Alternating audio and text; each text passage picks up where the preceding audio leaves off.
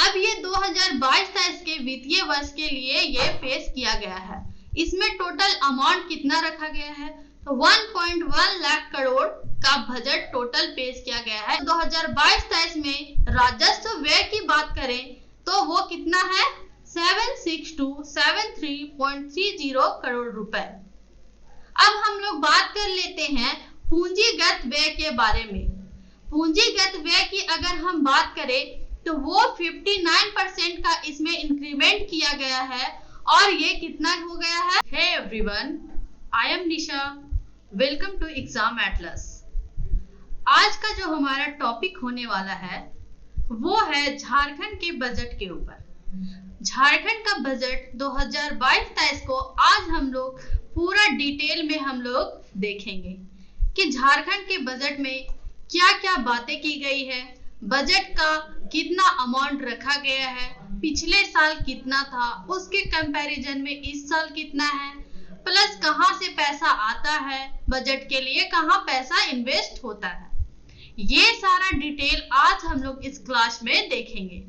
तो चलिए अपने क्लास को हम लोग स्टार्ट करते हैं और देखते हैं कि झारखंड का बजट, क्योंकि ये बहुत इंपॉर्टेंट टॉपिक है और ये हर एग्जाम में आप लोगों को देखने के लिए मिलेगा, क्योंकि झारखंड बजट आप लोगों का कवर होना ही चाहिए। तो मैंने सोचा कि एग्जाम से पहले आप लोगों को ये झारखंड बजट अच्छे से कवर करवा देती हूँ, ताकि आपके आने वाले एग्जाम में आपको कोई भी प्रॉब्लम ना हो।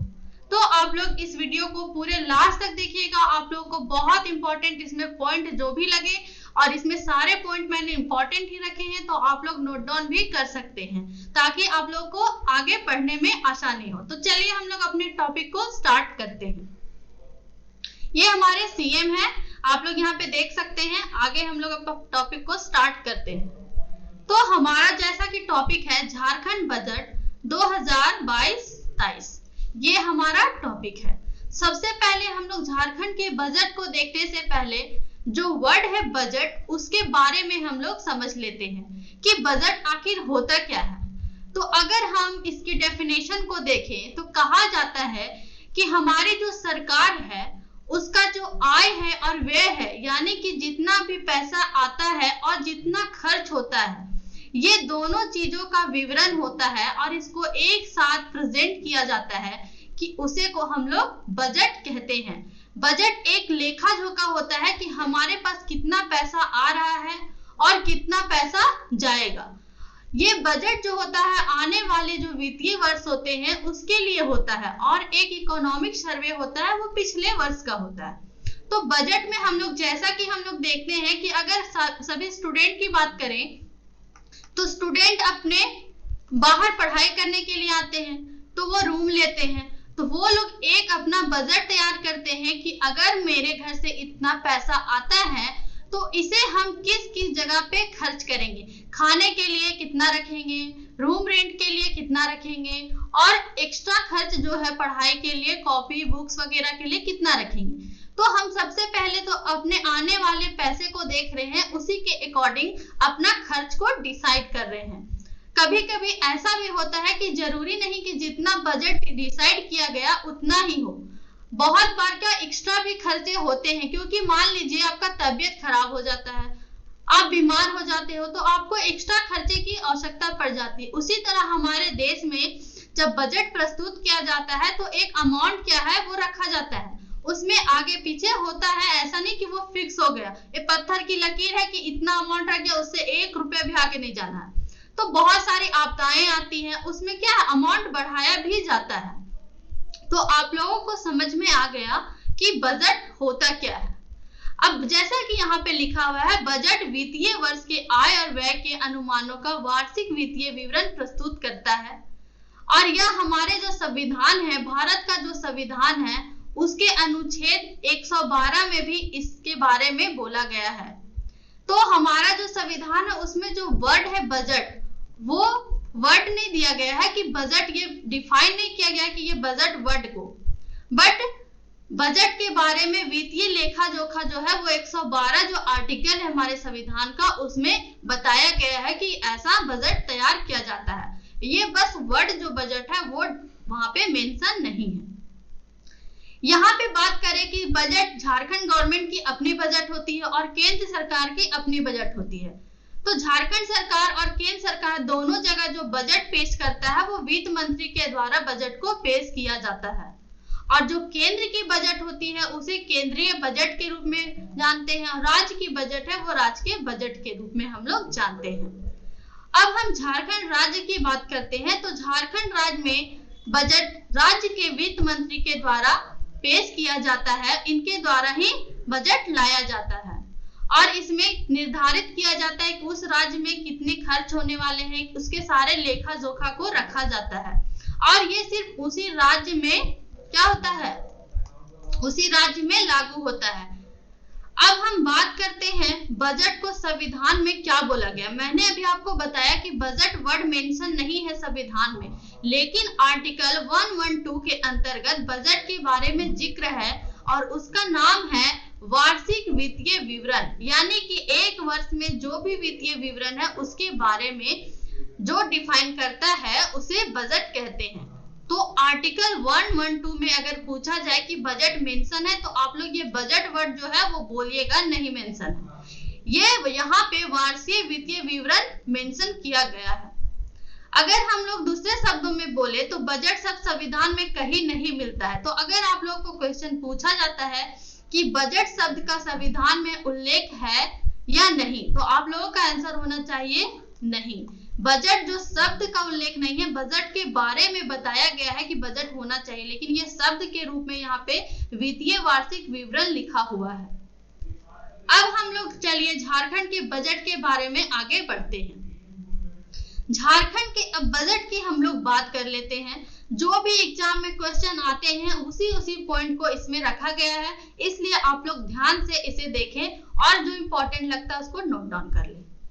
पहली बात तो इसे 3 मार्च 2022 को पेश किया गया था, और इसे पेश करने वाले झारखंड के वित्त मंत्री थे रामेश्वर उरांव। वित्त मंत्री का क्या नाम है? रामेश्वर उरांव। तो ये भी आप लोग से पूछा जा सकता है कि झारखंड का बजट जिस वित्त मंत्री ने पेश किया उनका नाम क्या है? तो रामेश्वर उरांव जो थे वो वित्त मंत्री का नाम था। अब ये 2022-23 के वित्तीय वर्ष के लिए ये पेश किया गया है। इसमें टोटल अमाउंट कितना रखा गया है? तो 1.1 लाख करोड़ का बजट टोटल पेश किया गया है। कहाँ पे हम लोग को कम करना है, ये सारा इसी के अंतर्गत घूमेगा। अब हम लोग इसमें जो भी इम्पोर्टेंट पॉइंट है उसको हम लोग देखते हैं। सबसे पहले हम लोग देखते हैं तो इससे पहले जो बजट पेश किया गया था जो कि 2 मार्च को किया गया था, और वो वित्तीय वर्ष 2021-22 था। ये कौन सा वित्तीय वर्ष है? 2022-23। तो इसके पहले जो बजट पेश किया गया था वो कितना था? तो 2698.14 करोड़ का तृतीय अनुपूरक बजट पारित किया गया था। और यहाँ पे जो 2022-23 में राजस्व व्यय की बात करें तो वो कितना है? 76273.30 करोड़ रुपए। अब हम लोग बात कर लेते हैं पूंजीगत व्यय के बारे में। पूंजीगत व्यय की अगर हम बात करें तो वो 59% का इसमें इंक्रीमेंट किया गया है, और ये कितना हो गया है? 24,827। औद्यानिक सकल राशि में सामान्य प्रक्षेत्र के लिए 31,896 यानी 31,896 करोड़ रुपए रखा गया है, जो कि सामान्य क्षेत्र में इन्वेस्ट किया जाएगा। और अगर हम सामाजिक क्षेत्र की बात करें तो सामाजिक क्षेत्र के लिए अमाउंट कितना रखा गया है? तो 37,313 करोड़। और अगर इसी को हम आर्थिक क्षेत्र की बात करें, इकोनॉमिक क्षेत्र की, इकोनॉमी में कितना खर्च होगा? तो इसमें 31,891 करोड़ रुपए इकोनॉमी सेक्टर में खर्च करने की बात है। अब हम लोग नेक्स्ट पॉइंट देखते हैं। नेक्स्ट पॉइंट की बात करें तो वित्तीय वर्ष जो 2021-22 था, इसमें विकास दर जो थी वो स्थिर कीमत कितनी थी? इसकी विकास दर की 8.8% थी। और अगर हम चालू कीमत की बात करें तो 14.5% अनुमानित किया गया था कि चालू कीमत इतना रह सकता है। और यही चीज अगर हम वित्तीय वर्ष 2022-23 की यानी करेंट बजट की बात करें तो विकास दर और चालू दर की बात करें तो विकास दर हमारा 6.15% है, जो कि देख लीजिए पिछले हिसाब से वो कम है। और हमारा चालू जो कीमत है वो 10.72 है, यानी कि दोनों जो है वो पिछले के हिसाब से यहाँ पे कम रखा गया है, विकास दर को भी और चालू कीमत जो दर है उसे भी। अब हमारा 2022 का ही जो आने वाला जो वित्तीय वर्ष है उसमें राजकोषीय घाटा कितना का अनुमान किया गया है कि राजकोषीय घाटा होगा तो 11,286 करोड़ रुपए का अनुमान रखा गया है कि इतना हमारा राजकोषीय घाटा हो सकता है। और आगामी वित्तीय वर्ष के लिए अनुमानित जो जीएसडीपी है, यानी कि जो स्टेट का जीएसडीपी है वो 2.81% रखा गया है। तो ये सब जो आपको बताया जा रहा है जो डिजिट, वो सभी को क्या है, ये सारे को आप लोग को ध्यान में रखना है कि पहले कितना था और अभी घटा है या बढ़ा है। अब यहाँ पे सामाजिक प्रक्षेत्र की बात की जाए, यानी सोशल सेक्टर की बात करते हैं हम लोग, तो वित्तीय वर्ष 2020-21 में, यानी कि हम लोग कंपैरिजन करते हुए चल रहे हैं कि 2020-21 में क्या था और अभी 22-23 में क्या है। तो इसमें आगामी वित्तीय वर्ष में कुल 11% की वृद्धि को प्रस्तावित किया गया था। इसमें बोला गया था कि स्वास्थ्य में 27% और पेयजल हमारा है उसमें 20% और एजुकेशन जो सेक्टर है उसमें 6.5% तथा खाद्यान्न वितरण जो किया जाता है गरीबों में उसके लिए 21% की बढ़ोतरी की गई है। यानी कि हमारे स्वास्थ्य में भी इंक्रीमेंट किया गया है, पेयजल जो स्वच्छ जल होता है, स्वच्छ पानी सभी को मिले उसमें भी बढ़ोतरी की गई है, एजुकेशन सेक्टर में भी बढ़ोतरी की गई है और खाद्यान्न वितरण जो है उसमें भी बढ़ोतरी हुई है बजट के अकॉर्डिंग। अब हम बात करते हैं कि इसमें और बहुत सारी चीजें बताई गई थी जिसे हम लोग देखते हैं। तो कुपोषण की जो समस्या है उसके लिए दाल वितरण योजना को शुरू किया गया है। तो आप लोगों के लिए इंपॉर्टेंट हो जाता है कि दाल वितरण योजना, तो कुपोषण से बचाने के लिए, कुपोषण की जो समस्या है बच्चों में, महिलाओं में और किशोरियों में, ये सभी को बचाने के लिए दाल वितरण योजना को शुरू किया गया। और इसमें बोला गया कि जितने भी परिवार हैं ऐसे परिवार, उनको प्रति माह 1 किलोग्राम दाल दिया जाएगा 1 रुपए की दर से। यानी कि 1 रुपए में कितना दाल दिया जाएगा, तो 1 केजी दाल दिया जाएगा जो भी कुपोषण के शिकार है वैसे परिवारों को जिनको इसकी जरूरत है। क्योंकि दाल अगर आप मार्केट में जाओगे तो वो उसका प्राइस ज्यादा है, लेकिन वहीं गरीबों को ये 1 रुपए में प्रोवाइड किया जाएगा ताकि सभी कुपोषण से बच सके। अब एक और योजना को शुरू की गई है इसके थ्रू, जिसका नाम है गोधन न्याय योजना।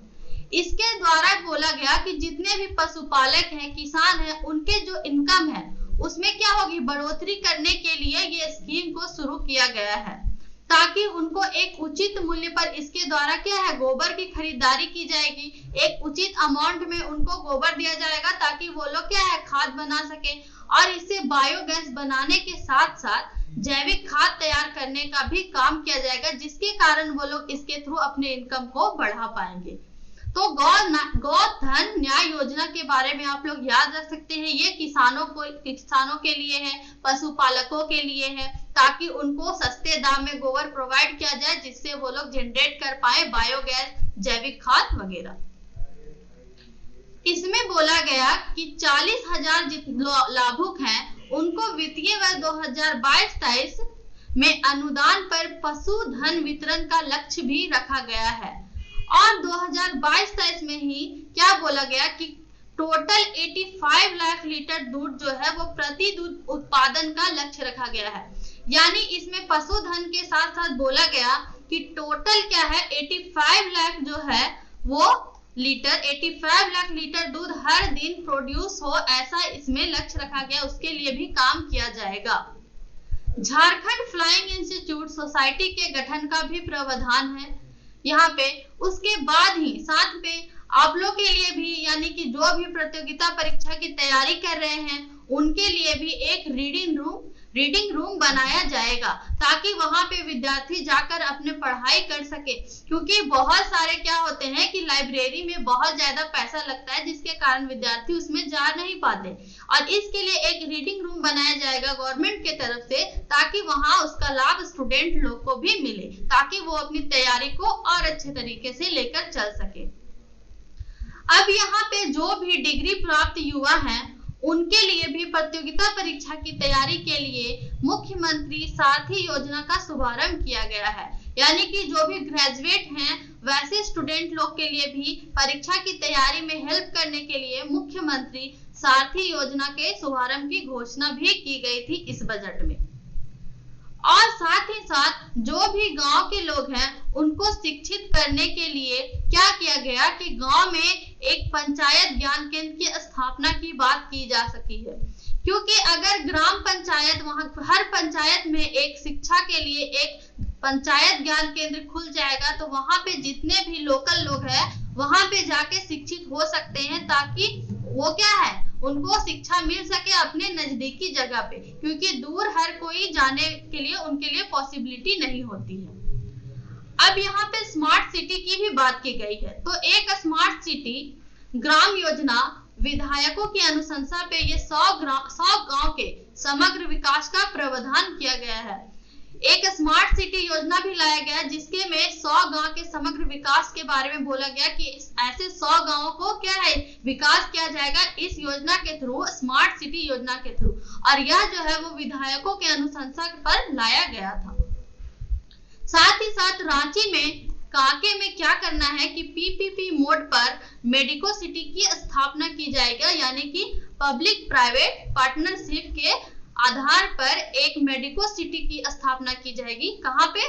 कांके, रांची में। तो आप लोग से ये सब जितने भी पॉइंट है इससे कहीं से भी क्वेश्चन आ सकते हैं कि झारखंड के बजट 2022-23 में पीपीपी मोड पर मेडिको सिटी की स्थापना की बात की गई तो कहां पे की गई? तो आप लोग को याद रखना होगा कि कांके, रांची में बात की गई है। और यहाँ आदिम जो जनजाति हैं, जो पिछड़े हुए जनजाति हैं, उनके लिए भी क्या है एक बाइक एम्बुलेंस सेवा की शुरुआत की गई है, ताकि उनके लिए क्या है बाइक एम्बुलेंस की सेवा प्रोवाइड किया जा सके और उनके साथ जो भी दुर्घटनाएं हैं उससे उनको बचाया जा सके।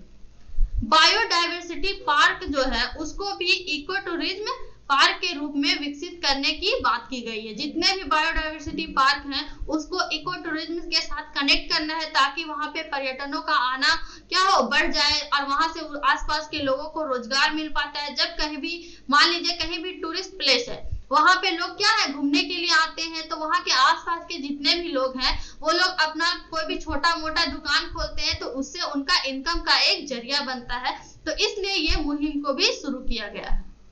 एक हवाई अड्डा का निर्माण का भी बात इस बजट में किया गया था और वह हवाई अड्डा साहेबगंज में निर्माण किया जाएगा। तो ये एक आप लोगों के लिए ये भी बहुत इंपॉर्टेंट पॉइंट है कि अभी बजट में हवाई अड्डे के निर्माण का जो प्रावधान किया वो कहां के लिए किया गया, तो साहेबगंज में इसका डेवलपमेंट किया जाएगा। रांची और देवघर की बात करें तो यहाँ पे एक आवासीय परियोजना का भी निर्माण किया जाएगा। साथ ही साथ रांची हो गया, धनबाद हो गया, जमशेदपुर हो गया, यहाँ पे आधुनिक सिटी बस सेवा का प्रचालन किया जाएगा, ताकि यहाँ के जितने भी सिटीजन हैं उनको इसका लाभ मिल पाए। क्योंकि आधुनिक सिटी बस सेवा शुरू करेगी तो उससे क्या है लोग क्या है ज्यादा से ज्यादा उसमें जाएंगे। क्योंकि अभी मान लीजिए कि अभी अगर आप लोग पब्लिक बस में जाते हैं तो उसकी स्थिति इतनी खराब है कि लोग इससे अच्छा क्या सोचते हैं कि हम अपने प्राइवेट अपने बाइक स्कूटी के, जिसके कारण रोड पे भी कितनी जाम वगैरह लग जाते हैं। अगर एक अच्छी बस फैसिलिटी सरकार के द्वारा दी जाएगी, मान लीजिए उसमें बहुत अच्छे तरीके से सुविधाएं हैं, साफ सुथरी हो, बहुत अच्छे टाइम से आती हो, तो आप लोग को एक कम अमाउंट भी लगेगा, प्लस लोग क्या प्रीफर करेंगे उससे जाना कि कौन अपनी गाड़ी निकालेगा और जाएगा। इससे अच्छा क्या है पब्लिक वाले गाड़ी से ही हम लोग चलते हैं। तो इसलिए यहाँ पे आधुनिक सिटी बस सेवा की भी शुरुआत की जाएगी रांची, धनबाद और जमशेदपुर में। साहेबगंज में एक और बात है, यहाँ पे इंडस्ट्रियल कम लॉजिस्टिक पार्क का भी निर्माण किया जाएगा। तो साहेबगंज में हवाई अड्डा का तो निर्माण होगा, साथ ही साथ इंडस्ट्रियल कम लॉजिस्टिक पार्क भी बनाया जाएगा। यहाँ पे किसानों के लिए भी बात की गई है इसमें कि किसानों के नुकसान की भरपाई, जो भी उनके फसल वगैरह को जो भी नुकसान होते हैं उनकी भरपाई के लिए 25 करोड़ का कॉर्पस फंड का भी प्रावधान किया गया है, ताकि उनकी भरपाई जो है नुकसान जो भी हुआ है उसको कम किया जा सके। एक यहाँ पे मरांग गोम के जयपाल सिंह मुंडा पारदर्शी छात्रवृत्ति योजना का जो दायरा है वो बढ़ाया गया है। कहने का मतलब है कि जो ये पहले छात्रवृत्ति योजनाएं थी वो अनुसूचित जाति या अल्पसंख्यक पिछड़ा वर्ग लोग को नहीं मिलता था। तो इनके लिए इनको भी इसमें इंक्लूड किया गया है ताकि ये भी विदेशों में जाकर अपनी पढ़ाई को कर सके। तो ये योजना कौन सी है? तो मरांग घोम के जयपाल सिंह मुंडा परदेशीय छात्रवृत्ति योजना, जिसमें इनको क्या है, पढ़ने के लिए सपोर्ट प्रोवाइड किया जाएगा ताकि ये भी अपने एजुकेशन को आगे बढ़ा सके वहां पे जाकर। और इसके लिए यहाँ पे जैसा कि वित्तीय सहायता प्रदान की जाएगी, जैसा कि मैंने बताया। अब एक है हमारा CMEGP यानी कि chief minister employment generation programme, यानी कि मुख्यमंत्री रोजगार सृजन योजना।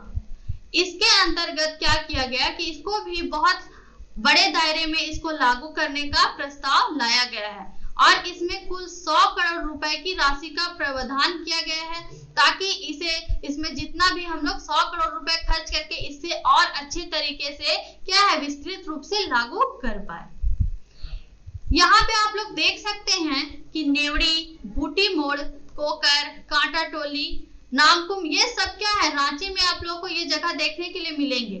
साथ ही विवेकानंद स्कूल मोड़, नया सराय, रिंग रोड पर, सीरम टोली, राजेंद्र चौक में कौन, यहाँ सभी को कनेक्ट करने की बात की गई है। 4 लाइन यहाँ पे बनाया जाएगा और एलिवेटेड कॉरिडोर का यहाँ पे निर्माण किया जाएगा ताकि ये सभी जगह को एक दूसरे से कनेक्ट किया जा सके, जिससे क्या है, ट्रैफिक की भी बहुत समस्या दूर हो सकती है। क्योंकि मान लीजिए रोड छोटा है तो वहां पे बहुत सारी गाड़ियां चल रही है, तो जिसके कारण ट्रैफिक बहुत ज्यादा लग जाता है। अगर मान लीजिए 4 लाइन रहेगा और यहाँ पे एलिवेटेड कॉरिडोर रहेगा तो उससे लोग क्या है, आसानी से आ जा सकेंगे और ये थोड़ा स्पेसियस भी होता है।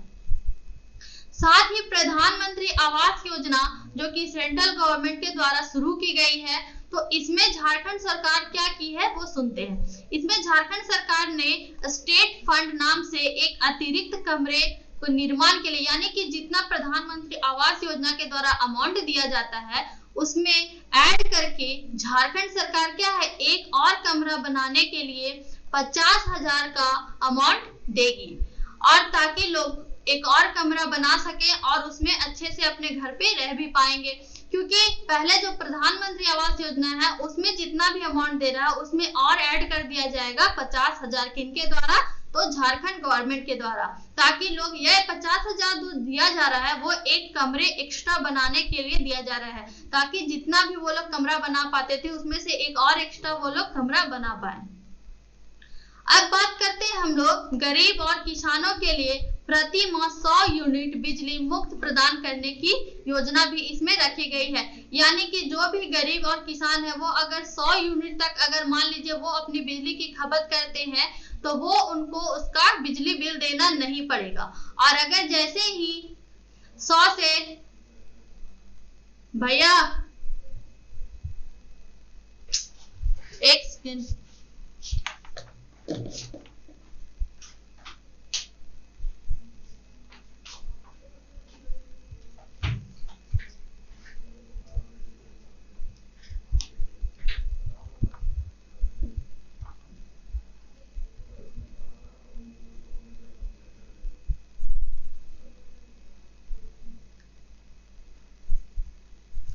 गरीबों और किसानों की बात करें तो गरीबों और किसानों के लिए यहाँ पे क्या किया गया है, यहाँ पे 100 यूनिट बिजली मुक्त करने की बात की गई है। यानी कि 100 यूनिट बिजली अगर कोई गरीब या किसान यूज करता है तो उसे बिजली बिल नहीं देना पड़ेगा। 100 यूनिट से अधिक जब हो जाए तो उसका बिजली बिल क्या है वो देना होगा।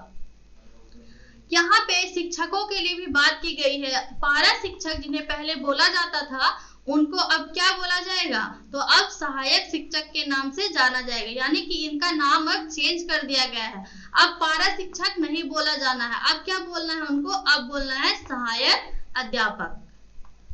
तो इनका नाम अब सहायक अध्यापक के रूप में लिया जाएगा।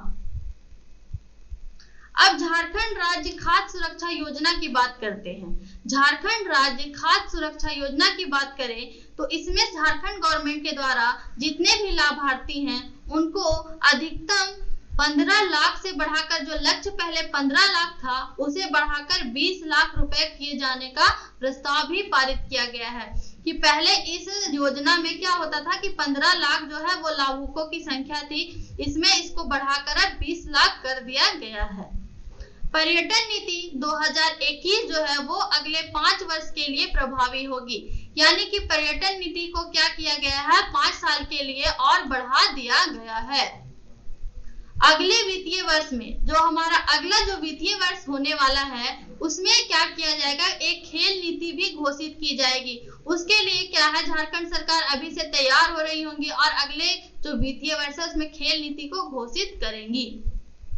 और साथ ही साथ खेलों के जो विकास है, यानी कि खेलों का डेवलपमेंट करने के लिए सिद्धू कान्हू युवा क्लब की भी स्थापना का प्रावधान किया गया है, ताकि उनको जितने भी प्लेयर हैं उनके लिए जितने भी जरूरत होती है इंस्ट्रूमेंट वगैरह, फील्ड वगैरह की, ताकि उनको प्रोवाइड किया जा सके, वो अपनी एक अच्छी प्रैक्टिस कर पाए।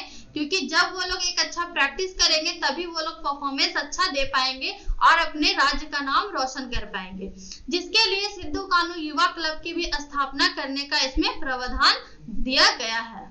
देवघर के मुख्य नहर से, देवघर के जो मुख्य नहर है उससे 36 किलोमीटर तक डायरेक्ट आउटलेट द्वारा सिंचाई का भी लक्ष्य रखा गया है, यानी कि देवघर से शुरू किया जाएगा और उसके मुख्य नहर से जाकर 36 किलोमीटर तक डायरेक्ट जो है वो इसका उपयोग किसमें किया जाएगा, सिंचाई के लिए जो है वो इसका यूज किया जाएगा। अब हम लोग बात करते हैं कि साहेबगंज, पाकुड़, गोड्डा, दुमका, यहाँ के जो जितने भी लोग हैं उनको किस नदी से, तो गंगा की नदी के द्वारा उनको शुद्ध पेयजल उपलब्ध कराने का भी काम शुरू किया जाएगा, ये भी इसमें बोला गया था। अब यहाँ पे आप लोगों को ग्राउंड लेवल पे देखना है कि कितना इम्प्लीमेंट होता है, क्योंकि योजनाएं बहुत सारी बनती है लेकिन वो कितना इम्प्लीमेंट होता है ग्राउंड लेवल पे, वो आप लोग को ज्यादा उससे देखना पड़ता है कि वो इम्प्लीमेंट हो रहा है या नहीं हो रहा है। तो जितने भी साहेबगंज, पाकुड़, गोड्डा, दुमका के लोग हैं वो लोग बताएंगे कि क्या आप लोग को ये कब तक मिल रहा है, कि आप लोग को वहाँ पेयजल पे उपलब्ध है अभी या अभी आगे मिलने वाला है, ये भी आप लोग बता सकते हैं। अब बात करते हैं स्टूडेंट्स के बारे में, तो इसमें बात की ही गई है। तो और एक भी बात है जिसमें झारखंड के जितने भी छात्र छात्राएं हैं उनको उस शिक्षा में जो भी बाधाएं आ रही है, हायर एजुकेशन लेने में जितनी भी प्रॉब्लम आ रही है उसको दूर करने की भी बात की गई है। साथ ही साथ गुरुजी क्रेडिट कार्ड स्कीम का शुभारंभ भी किया गया है। यहाँ पे एक और आप लोग को स्कीम देखना है कि गुरुजी क्रेडिट कार्ड स्कीम, अगर आप लोग बोलोगे तो एक सेपरेट वीडियो भी लेकर आ जाएगा, जितने भी इसमें स्कीम है, जितने भी इसमें वर्ड हैं जो आप लोग को समझ में नहीं आ रहा होगा, तो उसका एक सेपरेट वीडियो डिटेल में लाया जा सकता है। तो आप लोग अगर कमेंट करोगे कि लाना है या नहीं तभी आएगा। तो अगर आप लोग को चाहिए और ज्यादा अमाउंट में लोगों को इसकी रिक्वायरमेंट होगी तो ये सेपरेट वीडियो एक लाया जा सकता है। साथ ही साथ बात करते हैं गोला और रामगढ़ की, तो यहाँ भी एक डिग्री कॉलेज का प्रावधान जो है वो किया जा रहा है कि यहाँ भी एक डिग्री कॉलेज की स्थापना किया जा सके। आप लोगों को मैंने करंट अफेयर में भी पढ़ाया है कि एक डिग्री कॉलेज और भी बनाने की बात चल रही है, तो आप लोग कमेंट में बताओ कि मैंने कहाँ पे बताया था कि ये डिग्री कॉलेज बनने का प्रावधान हो रहा है या बन रहा है। साथ ही साथ इसमें आंगनबाड़ी केंद्र के बारे में बात भी की गई है। आंगनबाड़ी की जितनी भी सेविकाएं हैं, सहायिकाएं हैं, जितने भी इसमें सहायता प्रोवाइड करती हैं, उनके बारे में आंगनबाड़ी में बच्चों के लिए भी बात की गई है। इसमें बोला गया कि बच्चों को क्या किया जाएगा, गर्म पोशाक का वितरण किया जाएगा, ताकि बच्चों को ठंड में क्या हो, प्रॉब्लम ना हो, क्योंकि वो लोग जब पढ़ाई करने आते हैं वो बहुत 0 से 6 माह के बच्चे भी रहते हैं इसमें, फिर और भी कि 3 साल से अंदर के बच्चे क्या होते हैं इसमें आते हैं। तो आप लोग इसमें देख सकते हैं कि बच्चों को गर्म पोशाक पहनाया कर घर वाले भेज पाएंगे, क्योंकि बहुत सारे परिवार ऐसे होते हैं जिनके पास बच्चों के लिए गर्म पोशाक नहीं होती है, वो लोग इसके कारण उन्हें बच्चे को स्कूल भेज नहीं पाते हैं। तो इसके लिए भी सरकार यह गर्म पोशाक को बच्चों को प्रोवाइड करने की एक योजना लाई है। साथ ही साथ आंगनबाड़ी केंद्रों में क्या किया जाएगा कि जल शोधन यंत्र भी आपूर्ति कराने की बात की गई है, क्योंकि बहुत सारे आंगनबाड़ी ऐसी हैं जहां पे बच्चे आते भी हैं लेकिन उनके लिए अच्छे से पीने पानी के लिए सुविधाएं नहीं है, और बच्चों के लिए बहुत सारी सुविधाएं, पानी सबसे इम्पोर्टेंट होता है, तो वही सुविधा नहीं है। तो फिर बच्चे मान लीजिए खाना खाते तो उनको एक अच्छा पानी भी चाहिए जो शुद्ध हो, तो ये सब चीज का भी इसमें प्रावधान रखा गया है। अब हम लोग बात करते हैं, एक हम लोग समरी देखते हैं कि पैसा कितना था और क्या खर्च हो रहा है, वो सब समरी में हम लोग ये देख लेते हैं। इतने जो भी पॉइंट अभी तक हम लोग बताए हैं वो सारे पॉइंट आपके इंपॉर्टेंट हैं, जो कि बजट में आप लोग का जिक्र किया गया था और इससे ही क्वेश्चन आते हैं कि मान लीजिए 2022-23 में बजट में जो स्कीम, कौन सी स्कीम आप लोग का जिक्र किया गया है, ये ऑप्शन दे देगा 4 स्कीम का, तो उसमें आप लोग देख सकते हैं। ये आप लोग तीनों इंपॉर्टेंट है, याद रखिएगा। अब हम लोग क्षेत्रवार की बात करें, यानी कि कौन से सेक्टर में कितने हैं, ये भी मैं आप लोग को बता चुकी हूँ, तो एक बार फिर से आप लोग रिकैप कर लीजिए। तो जो सामान्य जनरल सेक्टर है उसमें 31,896 करोड़ रुपए खर्च करने की बात है, और जो सोसाइटी है, सोशल सेक्टर है, उसमें 37,313.22 करोड़ रुपए खर्च करने की बात है। आर्थिक सेक्टर की बात करें, यानी कि इकोनॉमी सेक्टर जो है, उसमें 31,891 करोड़ रुपए टोटल खर्च किए जाएंगे। तो ये तीन और ये तीन आप लोगों को, ये 6 जो है वो बहुत इंपॉर्टेंट है, डायरेक्ट यहाँ से क्वेश्चन आते हैं। अब हम लोग देखते हैं कि मान लीजिए जो बजट है उसमें कितना पैसा है, खर्च कहाँ कहाँ करना है, तो पता तो होना चाहिए ना कि ये पैसा जो रखा गया है, जितना भी बजट, वो पैसा कहाँ से आएगा, ये पैसा कहाँ से आएगा। तो वही हम लोग इसमें देखेंगे कि पैसा आता कहाँ से है। तो सबसे पहली बात देखें तो केंद्रीय करों से हिस्सेदारी, यानी कि जो भी सेंट्रल में जो भी टैक्स होते हैं उसमें जो हमारा स्टेट है उसकी हिस्सेदारी कितनी है, तो 26.71% जो है इससे हिस्सेदारी, यानी कि यहाँ से पैसा उनको इतना आएगा। राज्य का जो खुद का राजस्व है, कर राजस्व, वो कितना है, 24.58%, यहाँ से भी पैसा आएगा। फिर राज्य का स्वकर भिन्न राजस्व जो है वो है 13.61%, और फिर केंद्र सरकार से अनुदान मिलता है, जिसमें अमाउंट कितना है, 17.22%, और जितनी भी उधारी है गवर्नमेंट की और अन्य जितनी भी देनदारी है उससे कितना मिलने वाला है, 17.80%, और जो भी ऋण है या अग्रिम वसूली है स्टेट गवर्नमेंट की, उससे उनको प्राप्त होगा 0.08%, यानी कि टोटल जो अमाउंट यहाँ से गवर्नमेंट को मिलने वाला है, और इसी अमाउंट को क्या है, गवर्नमेंट बजट के रूप में प्रस्तुत की है और इसी को आगे खर्च करेगी। अब हम लोग देखते हैं कि पैसा तो यहाँ से इतना आएगा, लेकिन खर्च कहाँ होगा वो देखते हैं। पैसा तो आ रहा है इतना जगह से, लेकिन खर्च का सेक्टर देखिए आप लोग कितना ज्यादा बड़ा है। तो अब रुपया कहाँ जाएगा, तो झारखंड सरकार के द्वारा तय किया गया है कि शिक्षा पे कितना खर्च किया जाएगा, 13.54%। यहाँ जितना बजट था उसमें सबसे ज्यादा शिक्षा पे ही खर्च करने की बात की गई है। और नेक्स्ट है ग्रामीण विकास पंचायती राज में, तो 12.59%। पथ एवं परिवहन की बात करें, यानी कि सड़क डेवलपमेंट वगैरह में, रोड डेवलपमेंट वगैरह में 4.14% खर्च करने की बात है। एनर्जी सेक्टर की बात की जाए तो एनर्जी सेक्टर में 4.80% खर्च किया जाएगा, और पेंशन के रूप में जो अमाउंट है हमारा उसका 7.96% जो है वो खर्च किया जाएगा। कुछ पेंशन ऐसी होती है, मान लीजिए वृद्धा पेंशन हो गया, तो ये सब पेंशन, वृद्धा पेंशन हो गया, तो इसमें क्या होता है, छात्रवृत्ति हो गई, तो इसमें सरकार सिर्फ क्या है, देती है, इससे उनको कुछ लाभ नहीं होता है। क्योंकि मान लीजिए कि अगर पेंशन रोजगार वाले को दे रही है, अगर रोजगार वाले को मान लीजिए इनकम देती है, तो उसके कारण सरकार उनसे काम लेती है, तो उनको वो इनकम प्रोवाइड करती है, यानी कि उनका रोल है राज्य के डेवलपमेंट पे, वो रोल दे रहे हैं, अपना काम दे रहे हैं राज्य को आगे बढ़ाने के। लेकिन वृद्धा पेंशन में क्या होता है, एक एज ऐसा होता है जिसमें लोग क्या है, उनको बैठकर उनको वृद्धा पेंशन के रूप में सरकार पैसा देती है, उनसे कोई काम नहीं लिया जाता। तो अब नेक्स्ट हम लोग देखते हैं कृषि एवं संबंधित जल संसाधन में, तो एग्रीकल्चर और जो भी वाटर मैनेजमेंट वगैरह में है वो 5.92% खर्च करने की बात है। साथ ही साथ बहुत सारी योजनाएं चलती हैं, वेलफेयर स्कीम बहुत सारे गवर्नमेंट चलाती है, जिसमें से आप लोग करंट में रोज स्कीम पढ़ते हैं, उसमें आप लोग देखते हैं कि कितनी सारी स्कीमें चलाई गई है। आज भी मैंने पढ़ाया कि पेट्रोल के लिए सब्सिडी स्कीम चली, तो वो सारी जो योजनाएं चलती है जिसको कल्याण एवं समाज कल्याण के लिए, ताकि एक सपोर्ट दिया सके जितने भी यहाँ के सिटीजन हैं उनको, तो उसमें खर्च किया जाएगा 7.87%।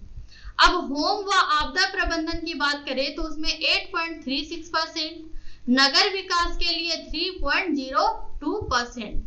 आपदा आ गई, मान लीजिए बाढ़ आ गया, कहीं पे सूखा पड़ गया। अभी झारखंड में बहुत ऐसा एरिया है जहाँ पे सूखा पड़ने की आशंकाएं हैं, सूखा पड़ भी रही है, बारिश नहीं हो रहा है, उसके कारण भी क्या है, बहुत सारे किसानों को सपोर्ट देना पड़ेगा। इसमें ये भी बात की गई है कि किसानों को क्या है, नुकसान जो भी होता है उसकी भरपाई का भी प्रावधान है, तो उसके लिए भी क्या है, झारखंड गवर्नमेंट पे करेगी। तो उसमें भी क्या अमाउंट रखा गया है आपदा के लिए 8.36%।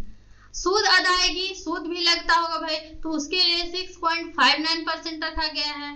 कर्ज भी बहुत ले चुकी होंगी, मान लीजिए कर्ज लिए हैं, उनमें क्या है 7.18%।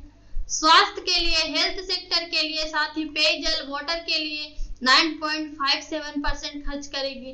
तो आप लोग देख सकते हैं, एक तो एजुकेशन और एक हेल्थ ऐसा सेक्टर है जिसमें सरकार को सबसे ज्यादा खर्च करने की जरूरत है। एजुकेशन, क्योंकि ये दो सेक्टर ऐसे हैं, अगर मान लीजिए एक एजुकेशन अगर आपको मिलता है और आपका हेल्थ अच्छा रहता है तो आप बहुत ही अच्छे तरीके से अपने राज्य में डेवलपमेंट में रोल निभा पाओगे। मान लीजिए आपके पास एजुकेशन ही नहीं है, कोई स्किल ही नहीं है, तो आप उतना डेवलपमेंट में रोल नहीं निभा पाओगे। और हेल्थ अगर आपका अच्छा नहीं है तो आप काम नहीं कर पाओगे। तो सरकार को हेल्थ और एजुकेशन को बहुत ही अच्छा ध्यान रखने की जरूरत है, इसमें सबसे ज्यादा खर्च करने की जरूरत है। एजुकेशन के बारे में नेल्सन मंडेला जी ने कहा भी था कि अगर एजुकेशन एक ऐसा वेपन है जिसे आप लोग क्या है पूरी दुनिया बदल सकते हो उसके थ्रू। अगर आप पेन में कितनी ताकत होती है जिसके कारण आप क्या है पूरी दुनिया को चेंज कर सकते हो। तो नेल्सन मंडेला के जी जो थे उनके द्वारा बहुत ही अच्छी चीजें बोली गई थी। और ऐसा भी बोला जाता है एजुकेशन के बारे में कि अगर एक व्यक्ति एजुकेटेड होता है तो वो सिर्फ एक ही व्यक्ति अपने आप को एजुकेट करता है, लेकिन अगर एक महिला को अगर हम एजुकेट करते हैं तो वो एक फैमिली को एजुकेट करती है। क्योंकि महिला जब एजुकेट आती है तो वो अपने घर में अपने बच्चे को भी पढ़ाती है, जिससे और भी लोगों को एजुकेशन मिल पाता है। इसलिए गवर्नमेंट भी क्या है बहुत सारी स्कीमें चला रही है ताकि महिलाओं को भी रोजगार मिल सके, उनका जो भी ड्रॉप रेट है उसको कम किया जा सके। तो इस तरह की बहुत सारी वेलफेयर स्कीम भी गवर्नमेंट चला रही है। फिर बात करते हैं हम लोग भू राजस्व, श्रम, पर्यटन, आईटी सेक्टर और अन्य, और जितने भी अदर सेक्टर है उनमें 7.45 खर्च करने की बात की गई है। तो ये आपका पूरा बजट का एक ब्यौरा हो गया, जो भी इंपॉर्टेंट पार्ट थे। और इससे जिससे क्वेश्चन बन सकते हैं, जो भी इंपॉर्टेंट बात बजट में बोला गया था, ये सारा आप लोगों को इसके अंतर्गत कवर हो गया है। तो हम लोग यहाँ से देख सकते हैं कि क्या क्या हम लोग कवर किए हैं। सबसे पहले तो हम लोग झारखंड बजट स्टार्ट किए तो हम लोग देखे कि बजट क्या होता है, इसके जब भी संविधान में मेंशन है इसके बारे में कुछ देखें हम लोग, राज्य के बारे में देखें, केंद्र के बारे में कौन बजट प्रस्तुत करते हैं उससे रिलेटेड चीजों को देखें, बजट का परिभाषा दिया है संविधान में या नहीं दिया है ये सब हम लोग देखें। साथ ही साथ हम लोग बजट के बारे में देखें कि कौन पेश करते हैं, कब पेश किया गया, प्लस कितना का बजट का अमाउंट है। ये बहुत ही इंपॉर्टेंट है कि बजट कितना का इस बार का है, ये आप लोग याद रखिएगा। साथ ही साथ इसमें कौन सी योजनाएं चली गई, कितना खर्च कहाँ पे किया जाएगा, साथ ही और भी कितनी सारी स्कीम लॉन्च की गई हैं, प्लस इसमें किसानों के लिए भी बात की गई है, स्टूडेंट्स के लिए भी बात की गई है, गरीबों के लिए भी बात की गई है, और हेल्थ सेक्टर के लिए भी इसमें बहुत सारे प्रावधान किए गए हैं, प्लस सब्सिडी वगैरह के बारे में भी इसमें प्रावधान है। तो ये सारी चीज आप लोग को इसमें पॉइंट वाइज आप लोग को मिल गया है। साथ ही पर्यटन क्षेत्र में भी बहुत चीजों को डेवलप करने की बात की गई है सरकार के द्वारा। तो ये सब आप लोग को पॉइंट वाइज हम बता दिए हैं। अब आप लोगों का काम है कि इसको आप लोग अच्छे से समझ के नोट्स तैयार कर सकते हो अपना पढ़ा, या इसमें रिवीजन भी आप लोग कर सकते हो। तो आप लोग पैसा कहाँ से आता है, कहाँ जाता है, क्षेत्रवार कितना कितना है, ये सारा चीज आप लोग को इसके अंतर्गत बता दिया गया है कि टोटल अमाउंट कितना था, पैसा कहाँ से आया, कहाँ से गया। तो आज हमारा क्लास यहाँ पे ही खत्म होता है बजट का। तो आप लोग को बजट से रिलेटेड टॉपिक कैसा लगा वो आप लोग बताइएगा कमेंट सेक्शन में, और इस वीडियो को लाइक कर दीजिएगा। अगर वीडियो अच्छा लगा हो अपने दोस्तों के साथ शेयर करना, और पहली बार अगर इस चैनल पे विजिट कर रहे हो तो चैनल को सब्सक्राइब करो और बेल आइकन को प्रेस कर दो, ताकि अगर जैसे ही वीडियो आप लोग को लाइव आऊंगी, मैं डेली करंट अफेयर का लाइव भी लेती हूँ क्लास सुबह में 10 बजे, मॉर्निंग 10 AM में क्या होता है, करंट अफेयर का लाइव क्लास आता है, आप लोग उससे भी जुड़ सकते हो और डेली झारखंड का करंट अफेयर पढ़ सकते हो। तो चलिए हम लोग फिर नेक्स्ट क्लास में मिलते हैं और नए टॉपिक के साथ, तब तक के लिए थैंक यू सो मच।